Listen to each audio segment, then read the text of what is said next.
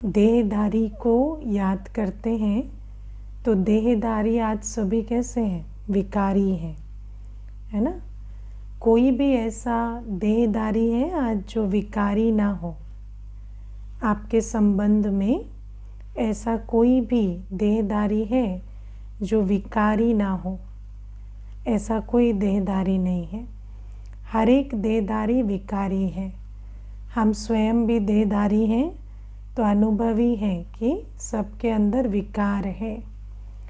अब विकारी जो होता है ना, उसकी बुद्धि पर विकारों का पर्दा पड़ा होता है। इसलिए वो जो बुद्धि होती है, विकारी बुद्धि, वो प्रेम या स्नेह या कल्याण नहीं कर सकती। क्योंकि अगर आप ध्यान से देखेंगे तो हर विकार का जो मूल है वो स्वार्थ है ना। जब आत्मा देह अभिमानी बन जाती है तो स्वार्थी बन जाती है। जो खाली है, जो आत्मा एम्प्टी है, जिसके जो खाली हो चुकी है गुणों से, शक्तियों से, उसको सदा एक ही लगन होती है कि मैं किसी को एक्सप्लॉइट करके ले लूं, है ना। इसीलिए जब आत्मा 7 गुणों से खाली हो जाती है तो उसके अंदर विकार प्रवेश करते हैं। और विकार माना किसी वस्तु, व्यक्ति या वैभव से मैं अपनी पूर्ति करूं। ये जो सारे विकार हैं ये मूलतः क्या है? वस्तु, व्यक्ति और वैभव से आत्मा जब अपनी आंतरिक खालीपन की पूर्ति करना चाहती है तो उसी को हम विकार कहते हैं, है ना। काम विकार क्या है? किसी की देह को भोग कर हम अपने अंदर की अंतरात्मा को संतुष्ट करें। ये आत्मा, ये रावण हमारे को प्रोग्रामिंग देते हैं कि किसी की देह को भोग कर तृप्ति हो जाएगी।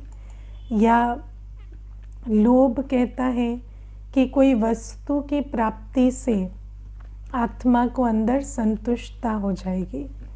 या मोह कहता है कि आत्मा के अंदर जो प्रेम की कमी है वो किसी और के द्वारा पूर्ण हो जाएगी। इसलिए वो जो आत्मा है वो सारे दिन आपको प्यार दे या आपको, है ना, 3 चीज़ें, एप्रिसिएशन, एक्सेप्टेंस और अप्रूवल, ये 3 चीज़ें देती रहे तो हमारे अंदर की जो कमी है वो पूरी हो जाएगी। तो ये सारी रावण की मत है। रावण हमें ये मत देता है कि काम विकार से, मोह से, लोभ से, ईगो से, है ना, पोजीशन, लेबल, टाइटल से आत्मा भरपूर हो जाएगी। और बाबा कहते हैं कि जिस आत्मा की बुद्धि में रावण मत बैठी हुई है उसको ऐसा लगता है कि रावण मत ही राइट मत है ना। रावण मत ही राइट मत है। और उसको क्या लगता है कि काम, क्रोध, लोभ, मोह, अहंकार के द्वारा ही मुझ आत्मा को प्राप्ति होने वाली है। और इसीलिए वो हर वस्तु, व्यक्ति, वैभव को कैसे देखता है? एक ऑब्जेक्ट की तरह देखता है। वो ऑब्जेक्ट जो उसको जो चाहिए वो पूर्ति कर रहा है, वो दे रहा है, उसका सप्लाई की तरह देखता है कि नहीं। हम हर आत्मा को कैसे देखते थे पहले? अभी आत्मा देख पाते हैं? बाबा जब कहते हैं कि आत्मिक दृष्टि रखो, तो आत्मिक दृष्टि क्या होती है? स्वार्थ की दृष्टि नहीं। किस आत्मा से मुझे क्या चाहिए या वो मुझे क्या देगा, वो नहीं। क्योंकि आत्मिक दृष्टि दाता की दृष्टि होती है कि आत्मा को सुख मिले, शांति मिले, प्रेम मिले, हमसे, हमारे द्वारा परमात्मा का प्यार, परमात्मा का ज्ञान, शांति, प्रेम उस आत्मा को मिले। तो बाबा कहते हैं ये जो आत्मिक दृष्टि है, इस आत्मिक दृष्टि के सिवाय दुनिया में जो दैहिक दृष्टि है उस दृष्टि में ऑब्जेक्टिफिकेशन होता है।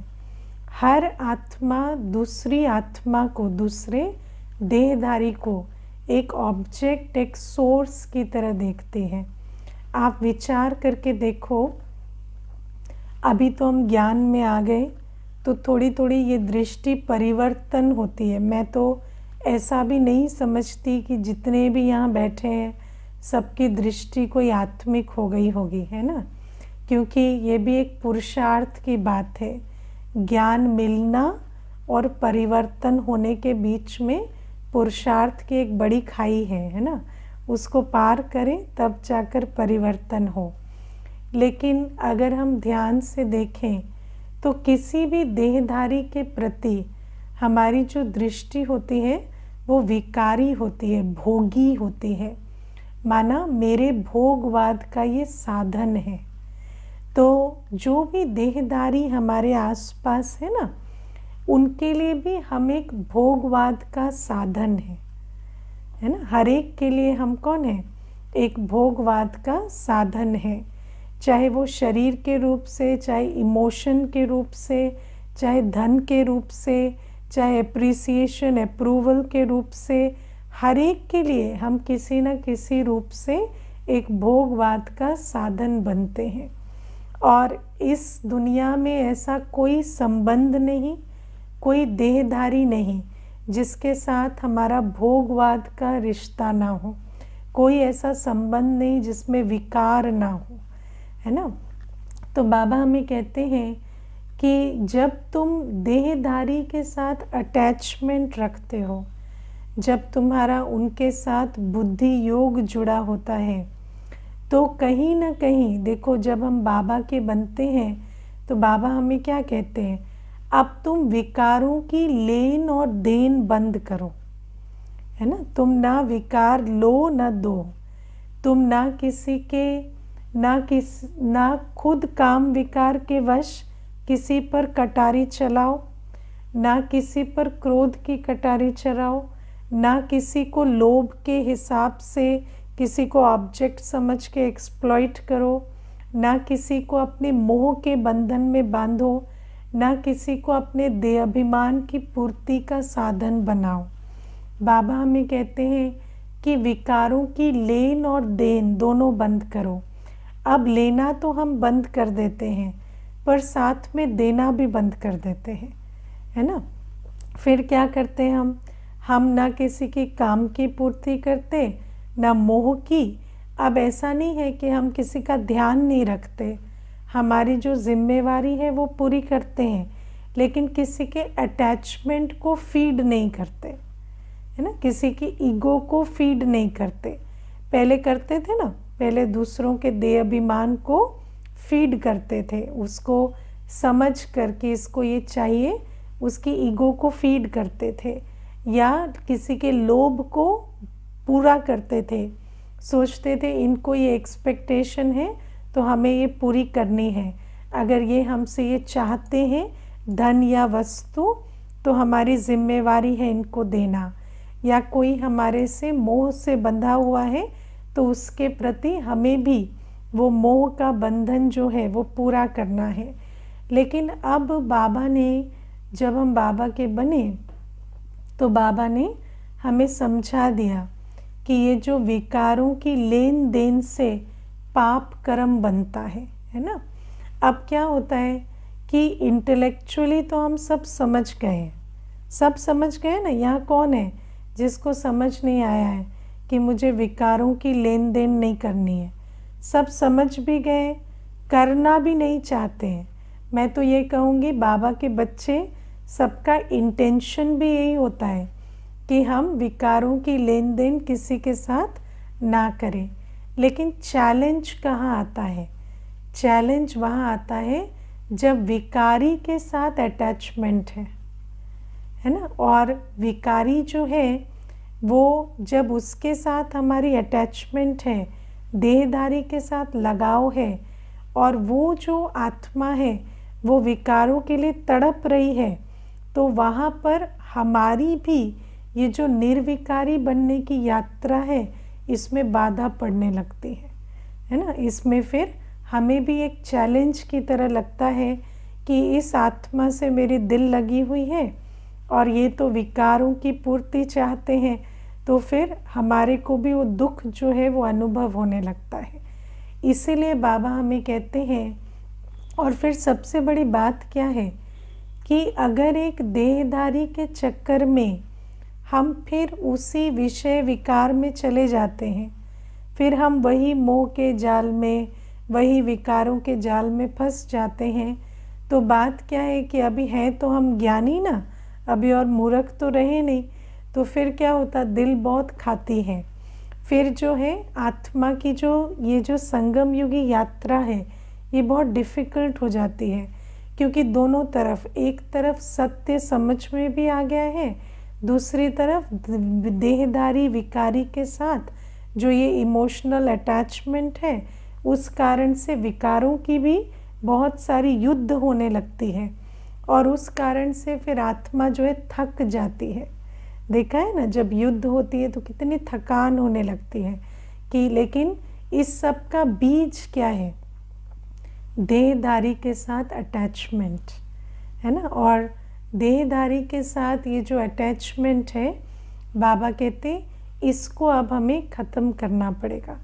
और अटैचमेंट की सबसे बड़ी निशानी क्या है, याद आना है ना, याद आना। अटैचमेंट एक होता है, हमें दिल किया, हमने किसी को याद करके कोई सेवा की, लेकिन कोई याद आए उसको कहेंगे अटैचमेंट।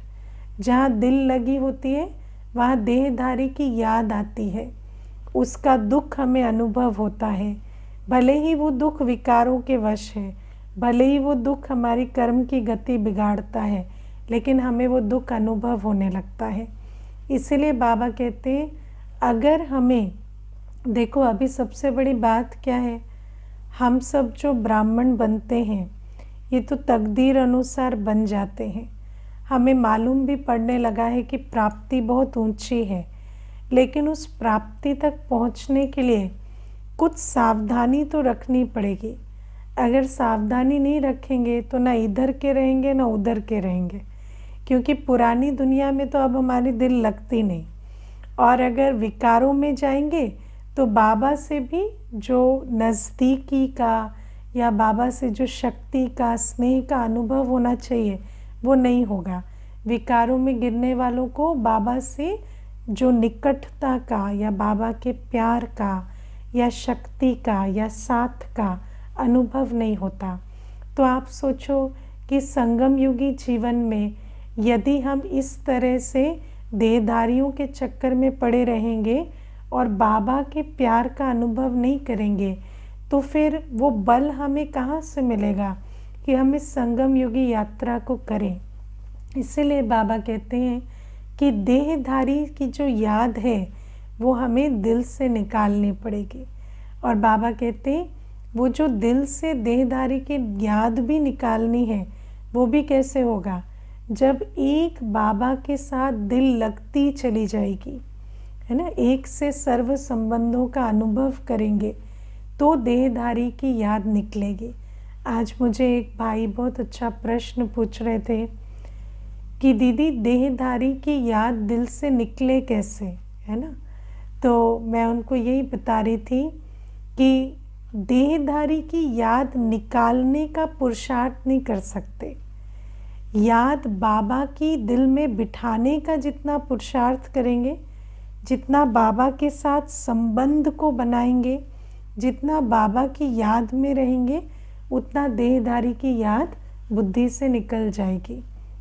आप एक छोटी सी बात देखो, कुछ दिन पहले की एक वाणी थी, उस पर मैंने मंथन भी कराया था। तो उस वाणी में बाबा ने हमें बताया कि दुनिया में कहते हैं नष्टो मोहा स्मृति लब्धा, लेकिन बाबा कहते हैं स्मृति लब्धा नष्टो मोहा, है ना। क्योंकि जैसे जैसे आत्मा को स्मृति आती जाएगी, मैं कौन हूँ, मैं किसकी हूँ, और स्मृति कैसे आती है, जितना जितना हम ज्ञान की बातों का, बाबा जो हमें सत्य सुनाते हैं, उसका मनन चिंतन मंथन सिमरन करेंगे, जितना जितना हम बाबा की याद में बैठेंगे, उतना आत्मा की स्मृति जागृत होती जाती है कि मैं वास्तव में कौन हूँ और किसकी हूँ। और क्योंकि हमारी स्मृति जो है वो धुंधली हो गई थी, इसीलिए ये जो देहधारियों की याद है ये दिल में बैठ गई। क्योंकि सच्चा संबंध भूल गया था, इसीलिए झूठे संबंधों में फंस गए। तो बाबा कहते हैं जितना जितना बाबा की याद में बैठेंगे, जितना बाबा की याद दिल में बिठाएंगे, जितने बाबा के याद के बल से स्नेह स्वरूप, शक्ति स्वरूप, सुख स्वरूप की भरपूरता, संपन्नता का अनुभव करेंगे, उतना उतना देहधारियों की याद दिल से निकलती चली जाएगी। अब बाबा कोई घर बार तो छुड़ाते नहीं हैं, लेकिन बाबा कहते हैं कि देहधारियों से ऐसी दिल की लगन नहीं होनी चाहिए कि वो जब विकारों के वश हैं तो वो हमें अपने साथ डुबो लें। मैं कभी कभी, जैसे कई बार ऐसा होता है ना, भाई बहनें कोई अपनी जीवन की बात बताते हैं कि कोई देहधारी बहुत विकारों के लिए तंग कर रहे हैं, क्या इस प्रकार की बात। तो मैं हमेशा कहती हूँ उनको कि दुनिया में ये जो विकारी मनुष्य है ना, इनका कोई लक्ष्य नहीं है, इनके जीवन का कोई लक्ष्य नहीं है।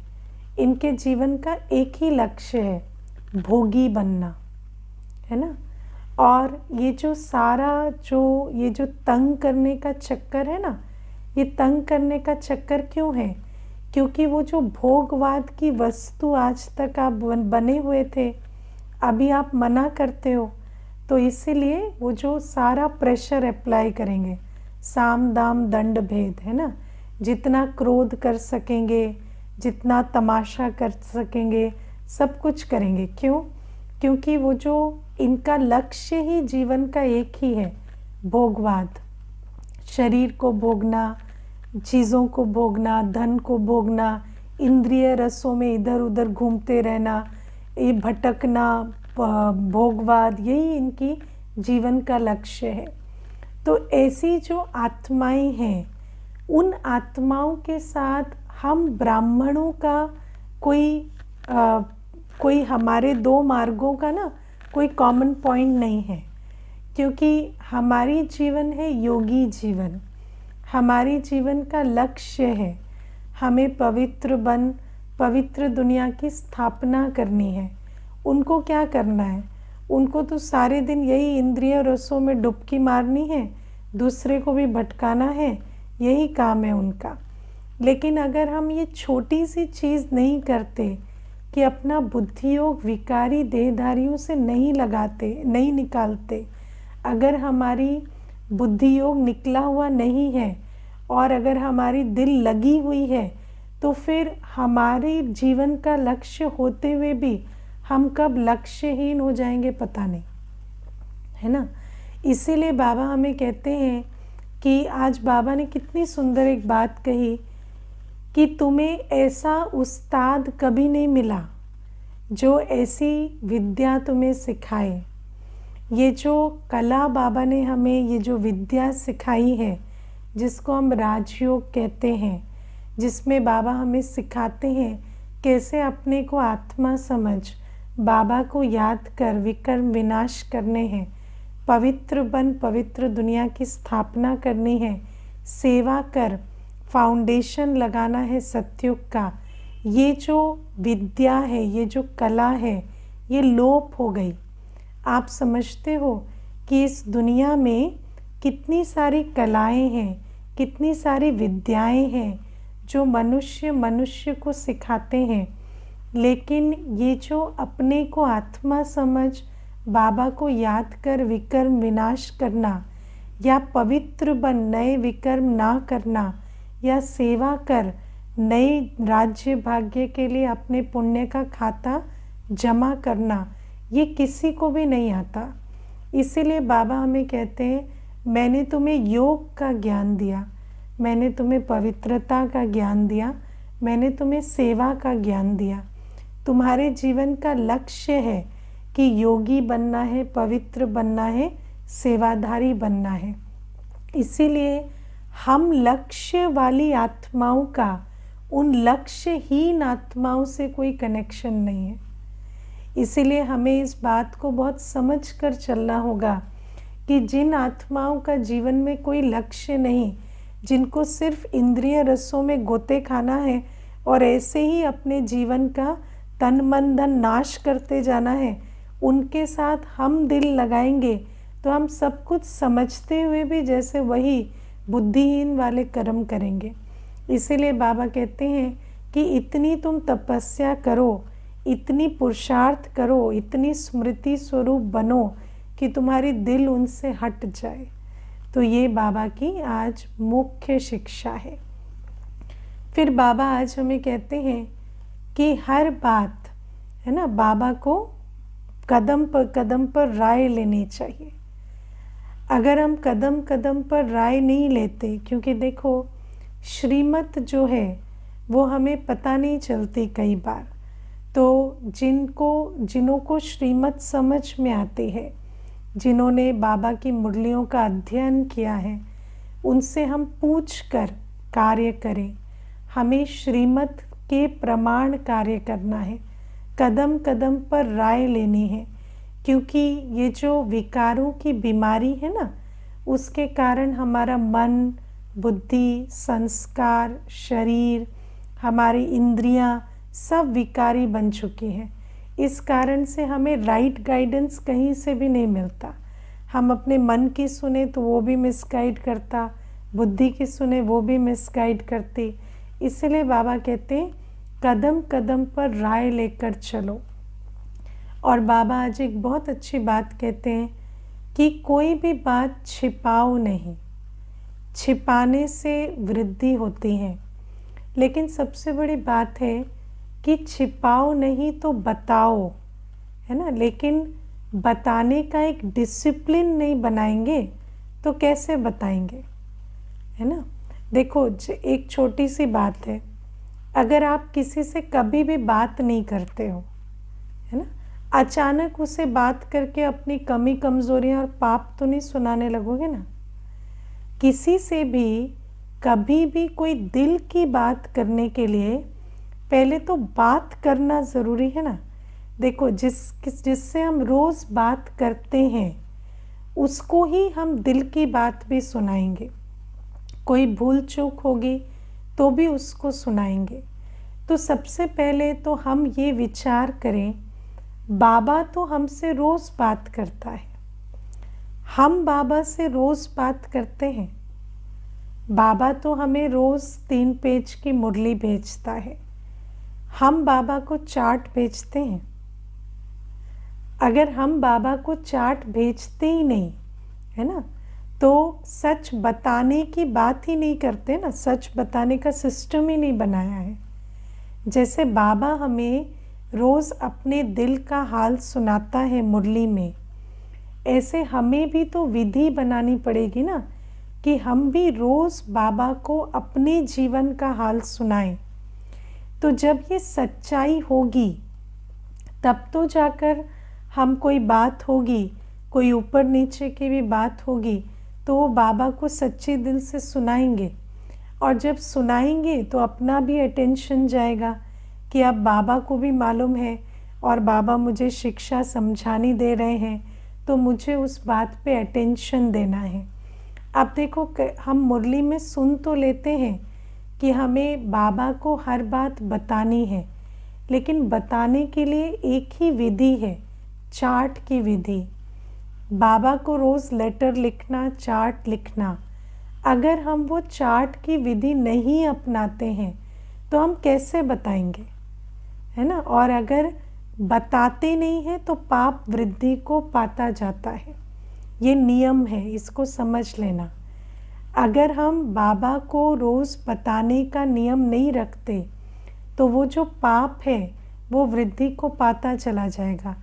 छुप कर पाप करने वाला अपने पाप के ऊपर नहीं उठ पाता, वो पाप उसको पूरा खा जाता है। तो इसीलिए बाबा कहते हैं छुप कर कोई काम नहीं करना, ऑनेस्टी, ट्रांसपेरेंसी।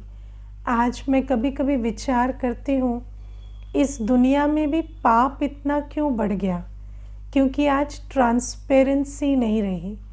आजकल बात करते प्राइवेसी, है ना, प्राइवेसी की बात होती है। आजकल छोटे छोटे बच्चों को भी प्राइवेसी चाहिए, है ना। आजकल मुझे एक माता बताती थी, कहती कि मेरा बेटा है, यंग है, 21-22 इयर्स का है, तो उसका कमरा ऊपर है। दीदी उसका कमरा सारे दिन बंद रहता है, लेकिन उसका कमरा जो है वो छत की तरफ खुलता है, और वो जो छत वाला दरवाज़ा है वो कभी कभी वो खुला छोड़ देता है फ्रेश हवा के लिए।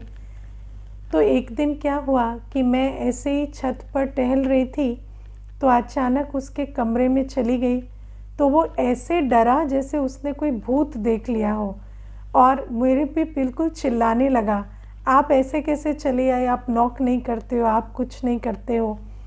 तो वो मुझे कहती, दीदी मेरा घर है, मेरा बेटा है, मेरा कमरा है, मेरी छत है, मैं उस छत से उस कमरे में क्या चली गई। उसने मुझे इतनी बातें सुनाई। तो और वो कहता है कि आपको बच्चों की प्राइवेसी को रिस्पेक्ट करना चाहिए। अब ये इतनी प्राइवेसी क्यों चाहिए?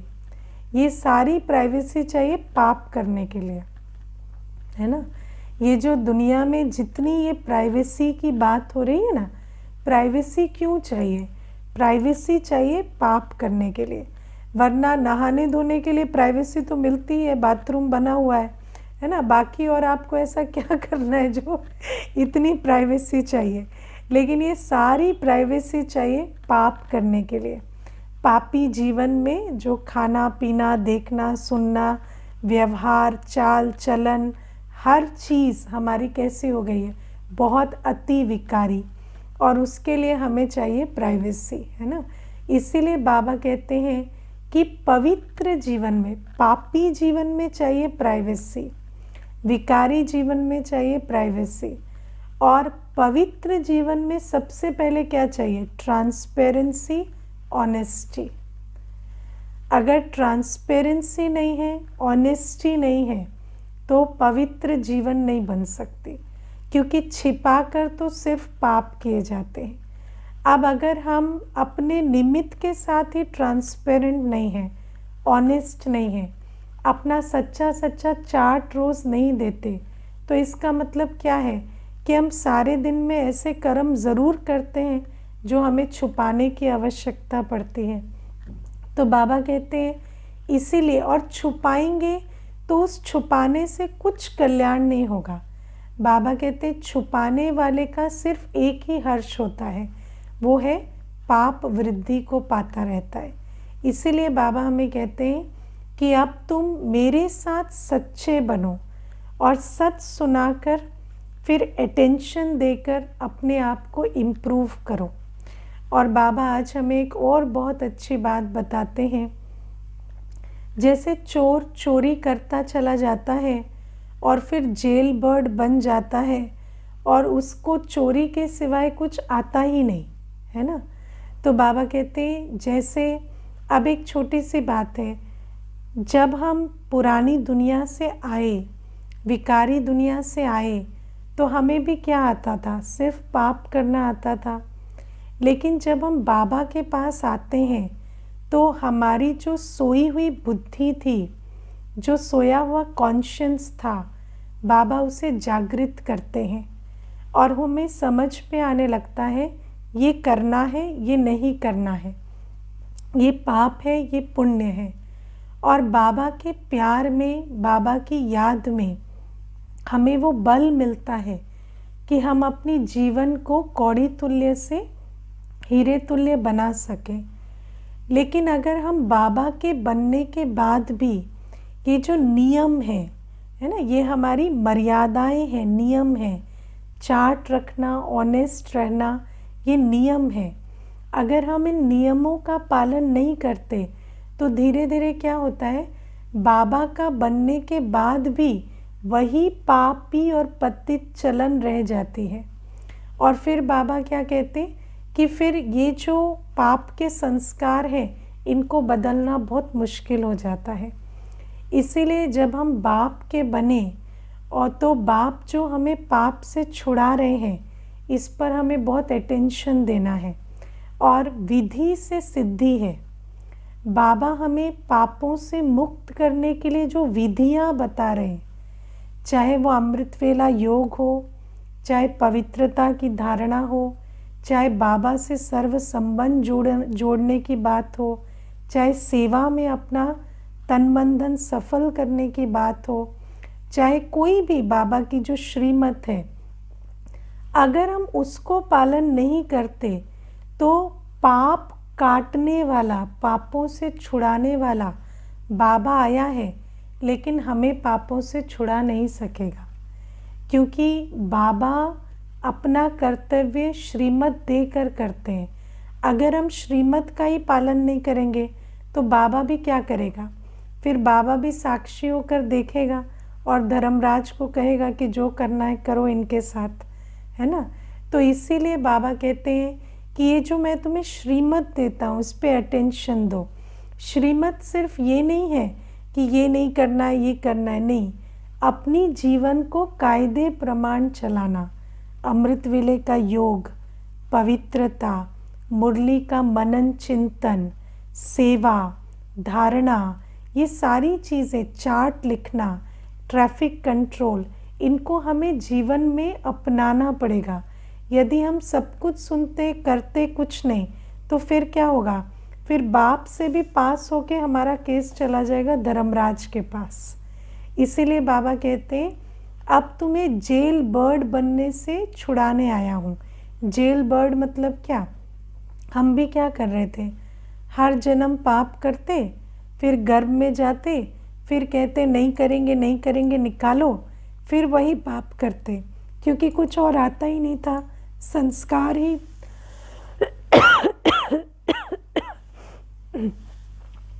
संस्कार ही पाप के बने हुए थे। तो बाबा कहते अब मैं तुम्हें जेल बर्ड बनने से छुड़ाने आया हूँ, लेकिन तब छूटोगे जब श्रीमत पर चलोगे। इसीलिए हमें बाबा जो मुरली में डायरेक्शन देते हैं उसे सुना अनसुना नहीं करना है।